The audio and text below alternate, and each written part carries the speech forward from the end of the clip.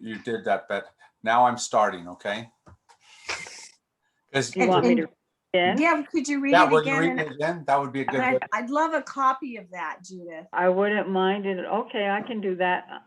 As my Kierkegaard, who lived from 1813 to 1855, as my prayer became more attentive and inward, I had less and less to say. I finally became completely silent. This is how it is. To pray doesn't mean to listen to oneself speaking. Prayer involves becoming silent and being silent and waiting until God is heard. Beautiful. I like that a lot. Thank you. The difficulty of much of our listening is that there's a lot to listen to. And it's really dominated by a certain voice. For each of us, that voice is different because it lives in our own body, right? And it's sometimes the voice of our past, sometimes the voice of our hopes, but we hear our own voice a lot, don't we? And to get into silence, which is our topic for the day, is about trying to steal your own voice enough to be able to hear more than just what comes readily to you. And maybe ultimately, maybe it's your own voice that you hear anyway, but it's a different voice than you would hear at first, isn't it? Mm-hmm. Silence, not the simplest of things for us to learn, especially in America, where we have been taught with good reason to have voice, right? To exert your voice, to make yourself heard.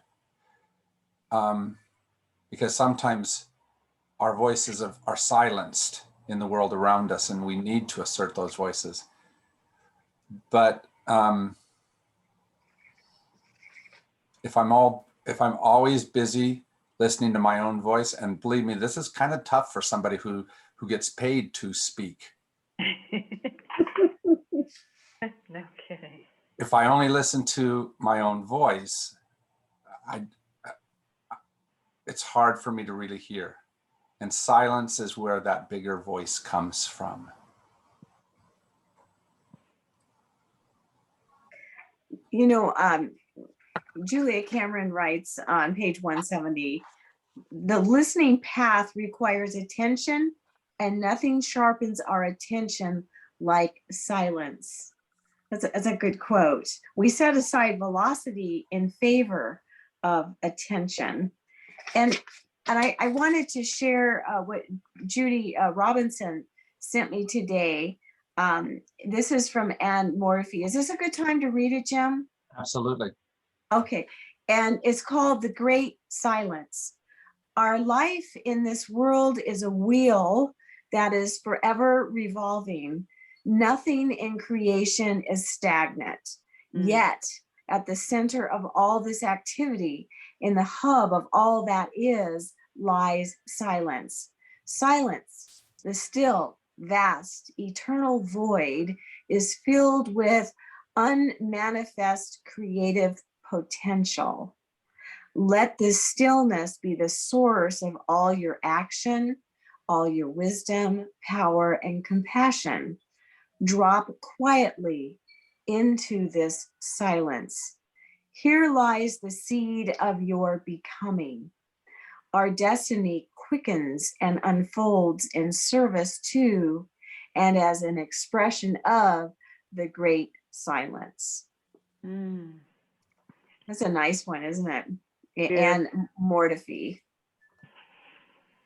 So let me give you a couple of things to tell you why silence is important. And it's not the only thing to listen to. Obviously, there are good voices to listen to. The problem is that those voices often come in a very jumbled way. So if you think about the first few notes of Beethoven's Fifth Symphony, a very, very well-known pattern of notes, it's do, do, do, do, right? Right. And part of why they're so powerful is because of the space of silence between each of those notes. Mm. If they were played in such a way that the notes just blended into each other, it wouldn't be as powerful a statement. So part of what you're trying to do is insert some silence so that you hear each note more clearly. Okay? The second thing I want to give you as an image for silence is that of breathing. If all you do is either inhale or exhale, breathing doesn't work. You have to have both actions, don't you? And so the noise that often brings voices to you needs to be balanced by space for that noise to have a space, for that noise to have a space to come into, all right?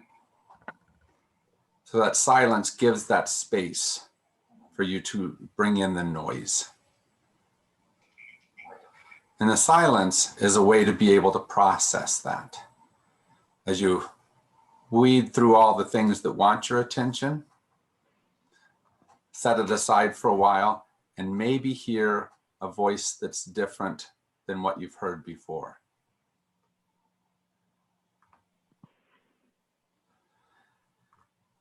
Having said that, let me ask the hard question. As good American emancipated women, how well are you silent in your world? Because part of what you've taught yourself in these last few decades is to have a voice, isn't it? So how are you able to find silence? What helps you to find that? I think there's a difference between having a voice and living in a cacophony of noise. I agree. And so I know, especially as I've gotten older, and I have to have quiet. There's large chunks of my day I have to have quiet. You know, I remember when I was younger, I used to listen to music all the time, and I still listen to music a lot, but almost never turn on the TV, except in the evening sometimes to watch a movie or something. And when I read, I have to have quiet. Yeah. And I meditate every day, sometimes a couple times a day, but quiet is something it's like this warm blanket I wrap around myself. I like that a lot. I think we do need to have noise, but I think you're right that we have to figure out the other. And I'm going to tell you that yesterday's class reflected some of what you just said, Judy, and that age sometimes helps us. And you didn't quite say it that way, so I'm not trying to say you're old, but the other person who spoke this was old. I'm 70, so yes, I'm old. Age sometimes allows us to realize that we want some space between, and that we need, and our souls desire that space between, that space of quiet between. You know, that image of a warm blanket surrounding you is a really good one. It's a good metaphor for silence. I was equating silence like food. When you're hungry, you got to eat. And I feel sometimes hungry for silence. And then once I have it, I feel nourished, and then I can go on. But warmth and food are important for survival. And it's almost like that's true for us as we get older, especially. I agree. We've had a house guest the last week, and I really love her and everything, but I missed my time of quiet that I didn't get. And when she left, it was like, oh, it was kind of a relief in a way. Then now I can get back to my meditating that I'm used to. And then I feel more nourished, like I've been fed. Yeah. So thank you for that image of the warm blanket. Yeah. How about the rest of you? How do you nurture silence in your life? And how is it hard for you too? because that's the one thing I've learned is that it's not a simple thing for any of us here in America to do. You remind me of when I was working 3:30 till midnight as a psych nurse, and my husband got himself fired, so he was home in the morning before I went to work. It was awful. I was so used to just being alone and quiet before I went to work and had to give and give and give and listen and listen and listen. So having to interact with somebody was a real drain on my energy. Believe So me, the food analogy fit me, that I get nourished with silence. believe me, Judy, I feel you, Judith. I feel you this year, because usually Monday Joni goes off to school, but not this year. Uh-huh. Well, on that time when I've usually had a house all to myself, she's there, and she's really aware of trying not to intrude, but I'm really aware of how she still does.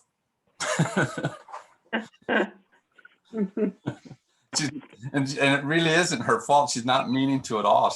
Oh, no. Just her breathing. Yeah. Yeah. I think that's Yeah. one of the nice things about sharing space with Joyce, is that she doesn't get up till like 10 or 11, and I'm up at like 7 or 6 or 7. So that's my time to just sit Mm. and have my breakfast, enjoy my Thai tea, and then she's up to like 2 in the morning or something, and I'm like, I'm out by 10, or Yeah. I'm in bed by 10 at least, so that helps to like nourish each of us in our own way, because we each have our own time. Plus, it's a big enough place that you can find places of quiet during the day also. Well, and what you're talking about is one of those challenging things. Like towards the end of this chapter, she was talking about the different friends, and she said, I can't find a quiet place, was one of the objections that were brought up. And being able to find that quiet place is important. And they mentioned church and libraries. I found that for me, any space that's a high space, like a cliff where I can look off, that quiets my soul.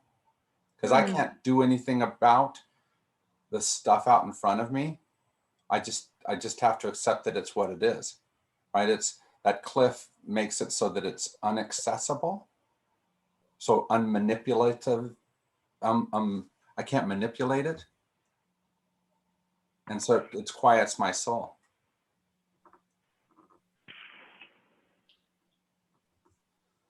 Where have you found a quiet place? What helps you? Because you can't turn off all noise. No matter how quiet the space is, noise will still be there, won't it?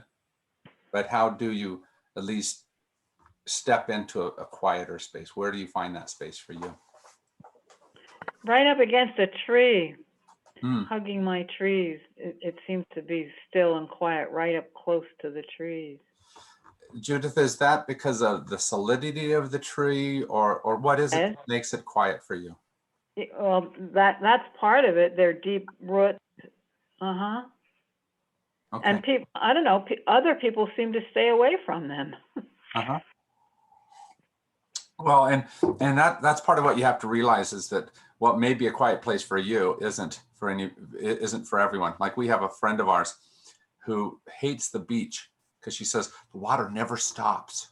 Uh-huh. Well, we all know that. That's why some people really like beach, because the Yeah, water's sound is continually ocean. there, and it's a nice calming thing for them. But for her, it's a never stop. And so she has to find a different space than that. Yes. How about the rest of you? Where do you find a quiet space? I love when I take Ginger out at night. I take her out about 10 o'clock for the last pee of the night. Yeah. And so at Joyce's, like in the apartment, you look up and you see a little piece of sky. Here, I go out and it's like the vastness of the sky and the stars and the moon and the like.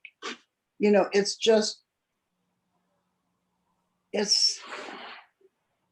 I can see like all over the place. It's huge. It's like this vast universe is there, and it's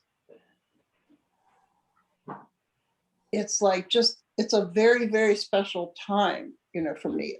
Yeah. Although sometimes if it's cold out, it's like, hurry up, Ginger Pea, let's go in. But it's just that time of like, Beauty. just being there, and just the vastness of the universe, and the just the stars here are so much brighter. I mean, you still have some lights around all over the place, but still it's a little bit, I don't know, it's just it's a very, very calming thing to have before I go rest. Yeah, I agree with you. And the darkness actually seems to calm a lot of the other voices around. Right? And the hard part about that is that darkness can also be intimidated, but that's usually because we come from light and walk into darkness and we can't see a thing at first. And you have to let your soul have some time to calm and see differently than what you would when you first stepped into the darkness, where you're light blind. And I think that's probably true about what she's trying to say here about silence, is you have to give yourself a time to calm the ear blindness that's there because of all the noise you've been listening to. So do you have a favorite place or places that you go to?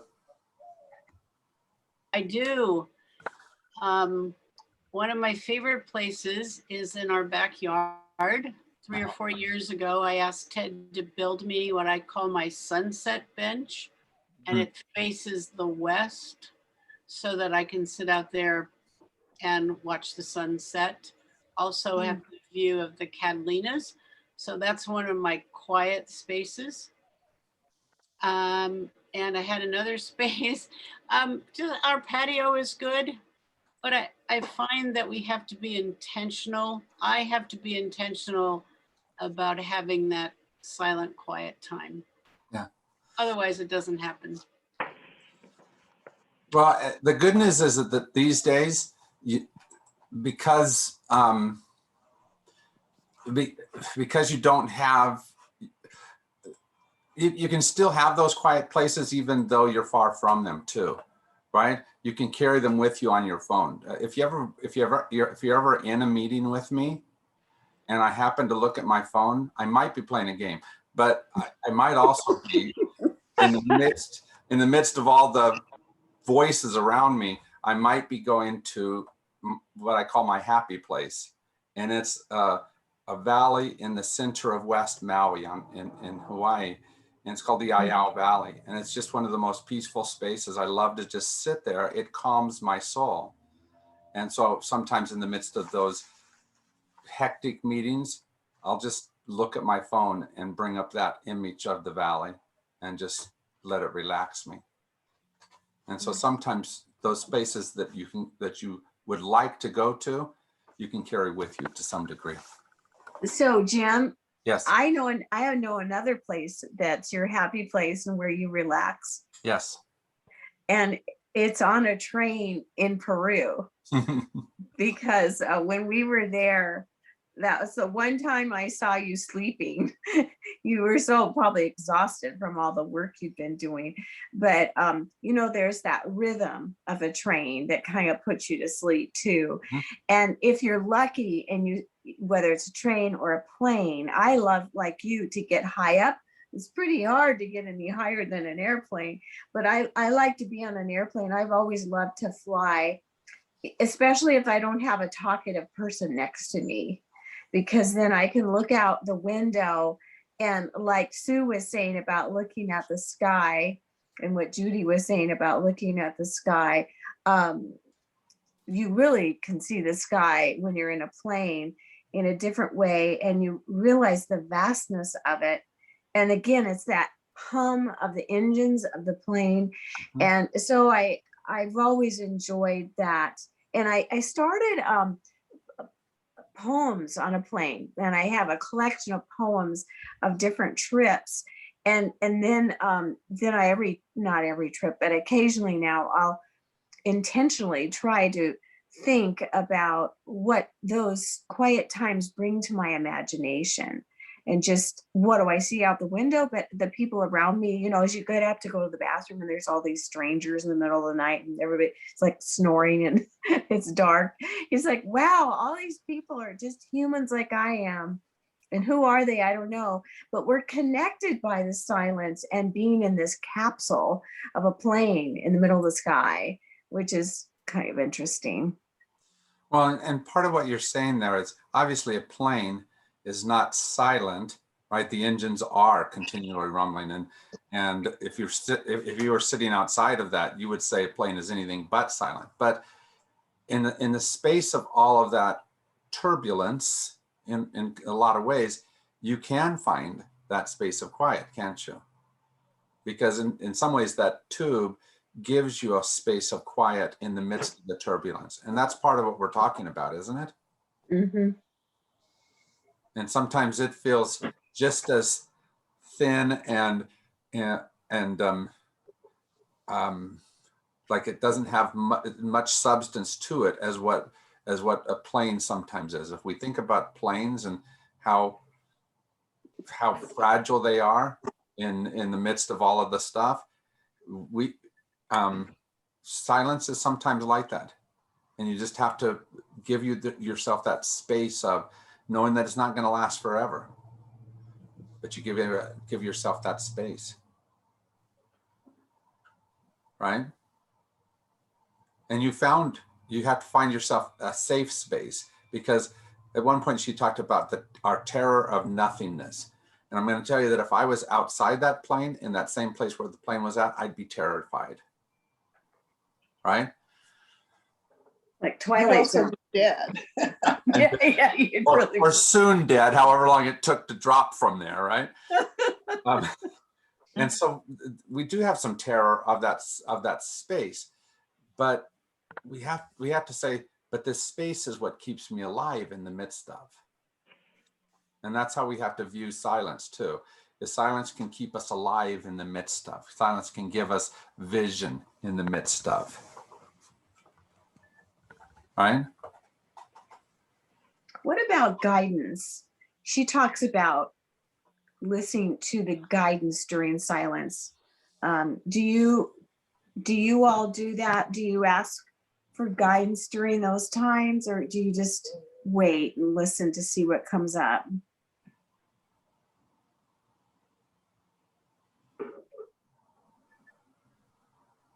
I think it's according to my mood. I do both. Mhm.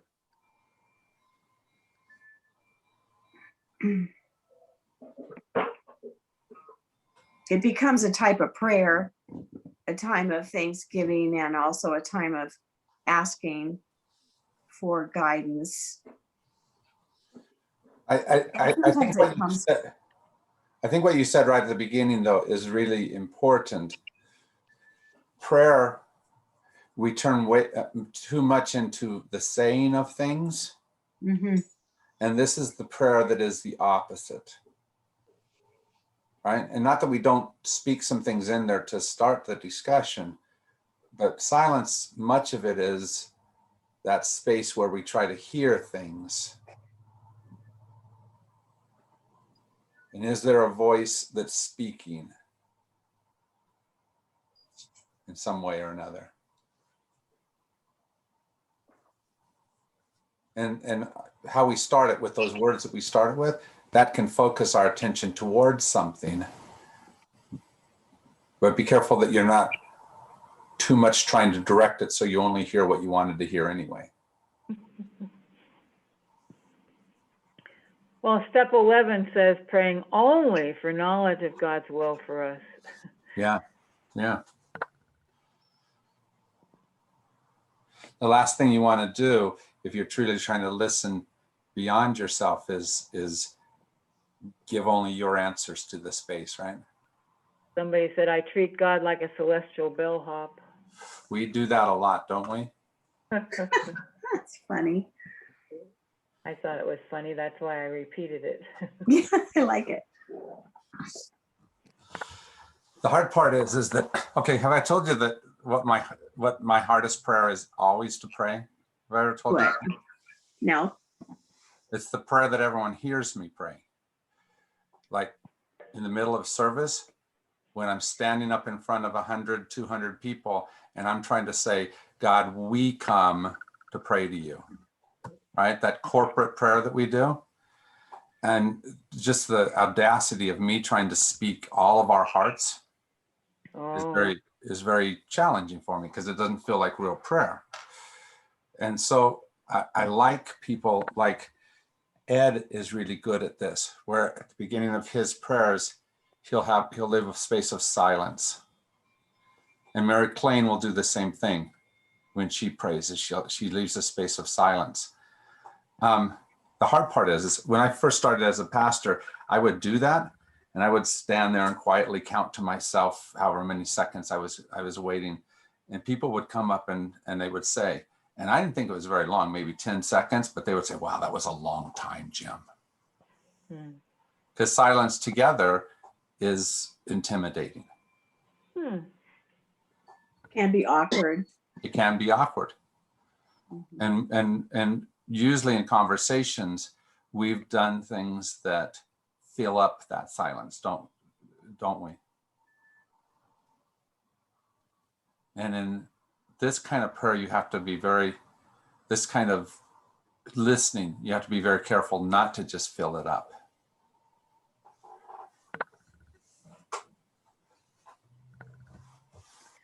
Yesterday, I talked about the title of the book, The Listening Path, and like a path being the Yellow Brick Road of Wizard of Oz.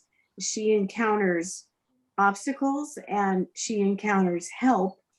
And I think we all probably agree with that. You know, we don't have the poppies and the flying monkeys, but we have other things that might put us to sleep and not be aware and awake.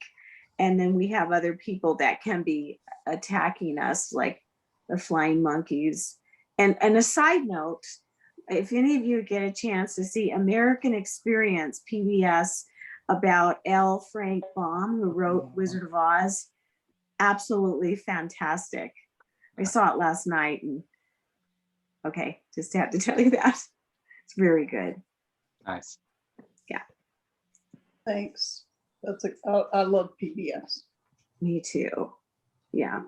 But the path that we're on, this listening path, we're going down and it's coming towards us, and the silence helps us to navigate that path, whether we have obstacles or not obstacles.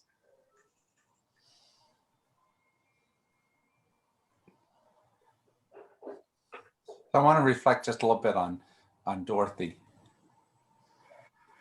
And I like the two images, the flying monkeys and the poppies, because those were two huge obstacles that came along.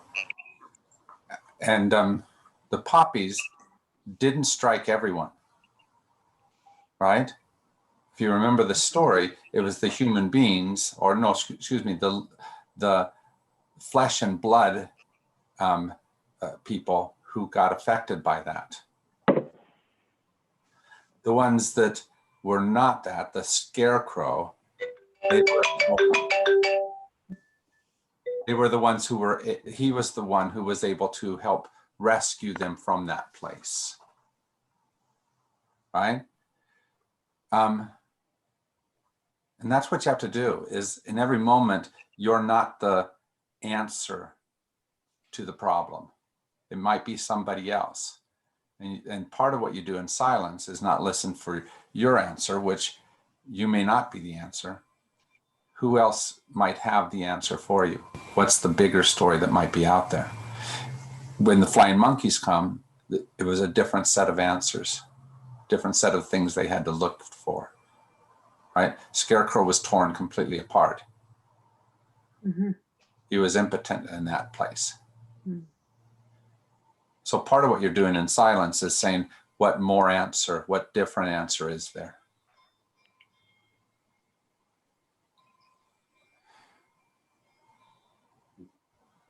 But one of the things she talks about in here is how we have heightened senses at a time like this. What we're trying to do is have heightened senses. And we've gotten used to a certain sense being the one we listen to. And in a time of silence, you're trying to hear something different than that sense. Kind of like when you go out at night, you know, we're used to using our eyes in a certain way. And when you first go out at night from the light area, your eyes don't work. And you have to learn to look differently. Your eyes have to adjust. You have to start. And has anybody ever tried walking with your eyes closed? Yes. Have I told you that I practice that? Mm. I don't know why, but I have that some kind of sense that I'm going to go blind someday. So I practice walking without looking. And I find that I know a lot of things without having to see them. I know where the walls are at. There's a sense that tells me where walls and things are. Maybe it's memory. Maybe it's spatial awareness. But sometimes it's those kinds of senses we're trying to hear in the midst of things. That's interesting because when I was in grad school, we did an exercise where the professor said she wanted us to decide which was worse, being deaf or being blind. Hmm. And so for like 6 hours one day, and then a few hours another day, we were supposed to do something so we couldn't see and navigate our world. And another time we were to put headphones on so we couldn't hear and go through the world deaf. And it's interesting because I thought, well, being blind would be the worst thing. And most people thought that. But actually not hearing, it's amazing how much of our world we get through hearing things that are not right in front of us. Mm. It's like you learn things that aren't right there. And if you're deaf, you don't get that other information coming in to process. And so it was extremely illuminating and helped me, especially with kids who, like, I know my angriest child I ever met I think was, he had been deaf since birth and they didn't figure it out until he was like 3. Wow. So he was being treated as if he was hearing for the first 3 years of his life and he couldn't hear a thing.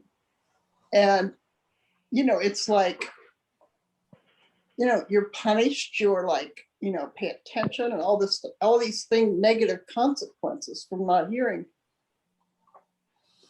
And it's just a profound, it's really interesting just to try those two things. Yeah. Thank you, Judy. I love that.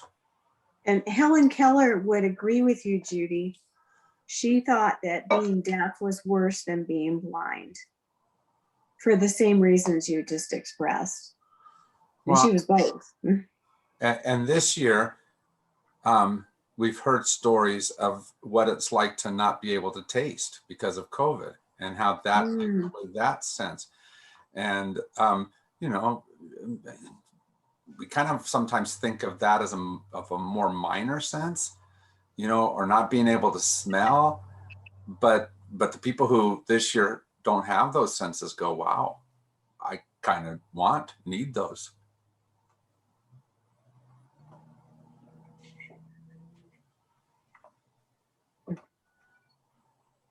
So at least part of what we're doing in the silence is trying to hear all of that.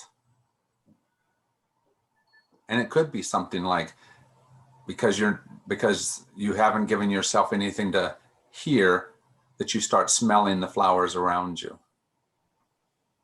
But it could be that there's something else that rears its head in some way or another. And in that silence, you're prepared to take it in.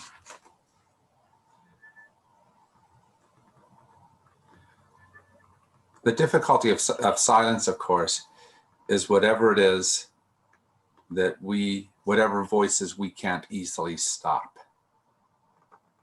Right? The voices we've taught ourselves we have to listen to. Sometimes it's the voices that we think are absolutely ours that we have to hear. And they're hard for us to turn off. I had an interesting experience a few years ago when I took a bunch of our youth down to Mexico. We went to San Luis and helped build a house down there. And Allison, in particular, was very fascinated by the dogs that are there. The dogs in Mexico, dogs don't live inside in Mexico, they live outside on the street. And you might have noticed, for example, Thursday mornings at our house is the day that the dog barks for about an hour as the garbage trucks are coming through, right?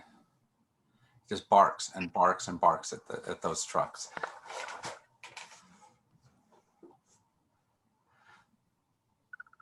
And it's because we've done something. You know, dogs are naturally pack animals, territorial animals.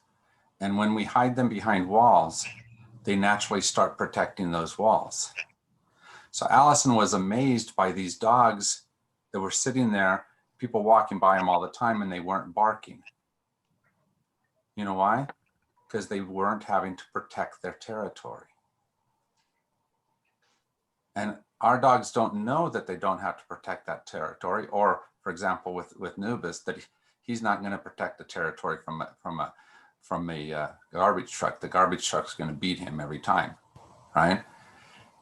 But our own souls have ways that we bark. And we bark and we bark and we bark. And part of what we have to do is turn off that bark, because maybe that's not what we have to do right then. What is it that we're fearful of? What is it that we're protecting? What is it that we've learned to bark at that right now maybe isn't as important? And that's what we're trying to do in silence, is turn some of that off. Anybody have ideas of some of the voices you listen to that need to be turned off sometimes?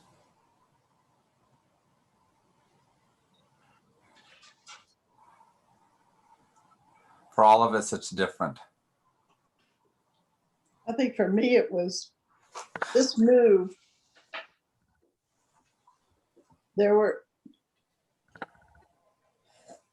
I tell you, it was kind of overwhelming for a while, because it just felt like I don't think I could have done this if I had to do it fast. You know, it was like, it took from, I had all of March and up until the 20th of April to get things. It was Tuesday the movers came and brought the furniture, because and it was like, I had a couple of panic attacks. It was like trying to turn off the old brain and go, it's just like, I couldn't stop. Where am I going to put the furniture? Where am I going to put this? Where is this going to fit in here? How am I going to get this? How am I going to get things arranged? Is there going to be room for my stuff? Are things going to be cleared up? This is going to be done, and this needs to be done, and this needs to be done. And it was like overwhelming. So Tuesday, after the movers left, and they were really nice guys. It's the service, it's called Home to Home, and they do for seniors. And it was like, they were so inexpensive. And they do it specifically for, they specialize in seniors. Mhm. And it was just an amazing, I mean, it was amazing to watch how they just move stuff along and everything. But I was so relieved when it was done. It was like, okay, I'm all in one space. You know, it's like, okay, I can breathe now. But those voices that just kept, I couldn't shut my mind down. I'm not used to that. You know, I'm used to having my little routines in the world. And all of a sudden it was like, it was very overwhelming for a few days, I think when it came April, I started feeling kind of overwhelmed. It's like, okay, we need to get this done. We need to get this done. And Judy, let me just say, first of all, I love that story. That's a perfect story of what often happens in my head at different places. And the concerns you have are not bad concerns. They're good and responsible. How do I fit this all in? And part of the difficulty is that until it's there, you can't quite do it. And so you have to go through that chaos, don't you? And that's a hard space to be able to listen, because all of those responsible voices are trying to have their way. So thank you for sharing that. The opposite for me, instead of worrying about the future, I worry about what I've done in the past with, you know, the way I've handled a situation. I had a job where I taught at Bellarmine Prep, where Mike had been a teacher there for 30 years. And then he retired and I ended up getting his job and working with 5 men as the theater director. And it was tough. It was really hard. And I did the best I could. But, you know, I think about that experience and part of me wishes I didn't go for the job at all. But it's in a Rubik's Cube in my mind. And I keep thinking, well, if I would have said this or said that, and it's like, it's over. I live in Tucson now. Why do I even think about that stuff? So those are the voices I hear, not the future ones, but past ones. Mm-hmm. So sometimes just taking a walk or taking my meditation time will help to soothe that in time. Mm-hmm. And it's gotten, every year it's gotten better and better. But my sister said it sounds like PTSD, because, you know, it was 5 years, every single day for 5 years. I thought about that episode and how it ended, and it wasn't a pleasant ending. So I don't know. I'm much more at peace about it now, but it's been a long time. We've lived here now permanently 10 years. Sure. But boy, it was amazing how long it took me to get over that. Yeah. And all of us need to remember that, because some voices do endure a long time and you can't just turn them off, right? Voices of abuse linger very powerfully within us, right? And we need to give ourselves permission to not be able to find perfect silence all the time, but to live with sometimes the impartial, partial silence that we get, and work, like you say, little by little towards better. So the good news is that now, after 6 weeks of this class, you are perfect listeners. You 100%. There's no problems from here on out, right? What do you carry from this? Where do you see yourself better than what you were 6 weeks ago? What have you learned, and what are you focusing on that's going to help you? Well, listening when I'm walking in the morning is much more acute than it was before this class. But I also notice the smells more than I think I did other years. It's like I'm paying attention to all of my senses as I'm paying attention to my listening. Yeah. And I think that's important, Judith, because when we say listening, it is not just using our ears better. Uh-huh, yes. Yeah. She makes that distinction between outward listening to the outside people and environment, and then the internal listening. And I think that's a nice distinction between the two. And like you, Judith, I've become more aware. I think the book has really changed me, the way I listen. And I said yesterday, I just wish more of my friends had read the book, because they're not so great at listening. Yeah. Well, and in some ways, I think that the word that you used is an important word, Nancy. Maybe the better thing would be the awareness path than the listening path, because it's what are we aware of? And the good news with those friends of yours that are still not quite enlightened, you get to be the book for them, right? You get to help them to hear better than what they've heard before. And you know what, Jim, when I tell them I'm been teaching this class with you, and I just talk about the book, all of a sudden they become better listeners. Yeah, yeah. Because I think we all recognize the challenge of listening and the need for listening, don't we? I don't think that's, I don't know very many people who don't understand that. They just think it's usually me that needs to listen better. But we all, I think that using these things and being in conversations with our friends that's going to help a lot. There's some listening that needs to happen in our world, isn't there?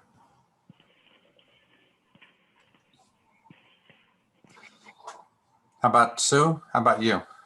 Yes, I was just thinking about this, and I'm really about a couple of things, and I'm opening myself up to Jim. You'll all get it when I tell you my story, because he's not going to forget this for a while. I was talking with our son, who is a counselor up at NAU, and we were talking about listening and silence.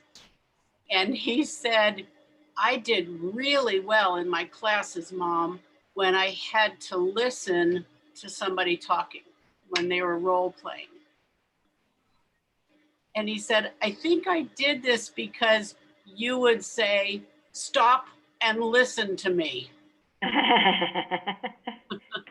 So I've opened myself up. I know, Jim.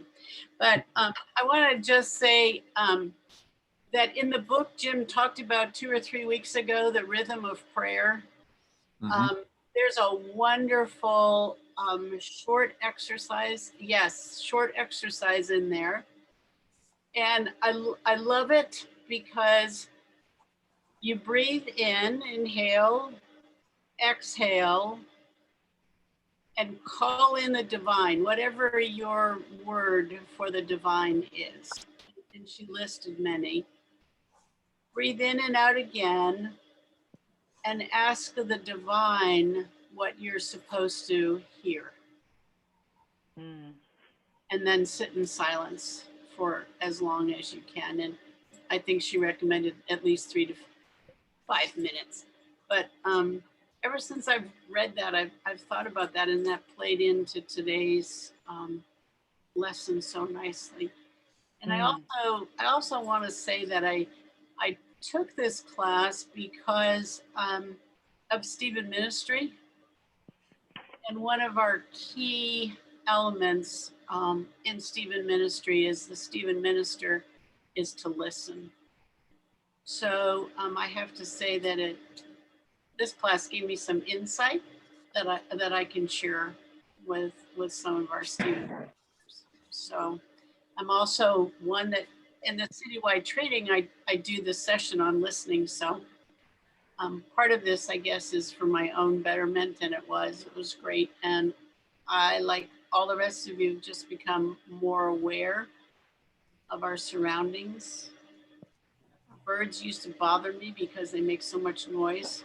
Now when I sit on the patio, I rather enjoy listening to them in our oleander bushes. So That's it. Thank you, both Jim and Nancy, for sharing your time and this class with us. I enjoyed it. It's been a pleasure. So that reminded me of where we're going next. In a couple of weeks, I'm going to start one or another of a set of classes known collectively as Companions in Christ. Oh, I don't know if you've ever heard of those, but they're marvelous classes. And one of the teachers in that, and I'm sure this is where I saw the quote, the teacher is Marjorie Thompson. She has done a lot of the writing of this series. And she says something like, when it comes to the spiritual life, we are all just beginners. And much of our life, we try to say, okay, I've advanced, so I'm an expert at. In listening, in spirit, no matter how much we learn, we're still at that growing and learning edge. And so congratulate yourself on everything that you learn, but use that to be able to say, what else can I hear? Right? So as I put out the information about that class, I invite you to be part of it. And this class, which is, you can see how fat the book is, it's about 30 classes, but it's broken into 5 different sections. So it's roughly 6 weeks. And so we'll do it that way. People can come in or join afterwards. So I invite you to be part of that ongoing listening process. All right. One thing I used to tell my students is that you're here in school to learn, and you can't learn if you're talking. We have 2 ears and 1 mouth, so you should listen twice as much as you talk. yeah, and they'll tell newcomers, take the cotton out of your ears and put it in your mouth. That's good. Any last words of wisdom? Then I'm going to end with Rumi's words from this chapter. Right at the beginning of the chapter, he says this: silence is the language of God. All else is poor translation. So listen and try to hear that voice of silence that will bring you true wisdom. All right. Thank you. Thank you, guys. I've appreciated the time together with you. Yeah. Thank you to Nancy for all the things she's done. Hasn't she been a marvelous leader? Oh, Yes. you guys. Well, thank you for joining in. Yeah. And just remember, I'm teaching art classes on Tuesday, Wednesday, Thursday, Friday in the morning, 9 to 10:30. So go and learn, listen and learn. Feel free to join me there. And I wish you all a wonderful week, and stay out in the wind. It's really windy right now. All right. Take care, my Okay. friends. You. Okay. Bye-bye. Bye. Bye-bye. And I'll connect with you, Sue. Okay, Nance. Okay.